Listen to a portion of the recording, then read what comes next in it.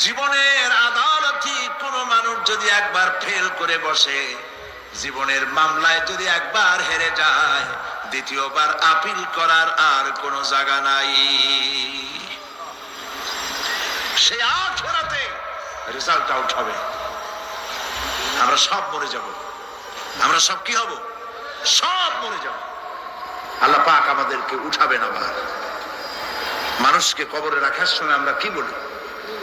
মিনহা খালাকনাকুম, জানেন না? পড়েন, মিনহা খালাকনাকুম ওয়া ফিহা নুঈদুকুম ওয়া মিনহা নুখরিজুকুম তারাতান উখরা। এই মাটি দিয়ে তোমাকে তৈরি করা হয়েছিল, এই মাটির মধ্যে রেখে গেলাম, এর থেকে আবার তোমাকে উত্থিত করা হবে। কে বলতেছেন এ কথা? আল্লাহ পাক বলছেন, আল্লাহ তাআলা বলছেন। কি নিষ্ঠুর এই পৃথিবী!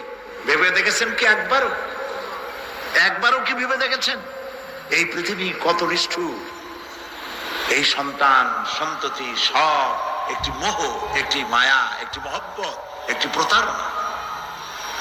যে বইয়ের জন্য হারাম ইনকাম করেছেন, যে সন্তানদের জন্য হারাম ইনকাম করেছেন, জান দিলেন, রক্ত দিলেন, জীবন দিলেন, সারা রাত কষ্ট করেছেন, দৌড়দৌড়ি করেছেন, যখন মরে গেলেন, যে বাচ্চাটা আপনি কোলে না নিলে কলিজা ঠান্ডা হয় না, সেই বাচ্চা বলবে, মাকে বলবে, মা বাপের লাশ যে রুমে আছে আমার সেখানে নিও না, আমার ভয় করে। ঠিক কিনা? স্ত্রীও আরো দুই একজন লোক না হলে লাশের ঘরে থাকতে পারবে না, তারও ভয় করবে।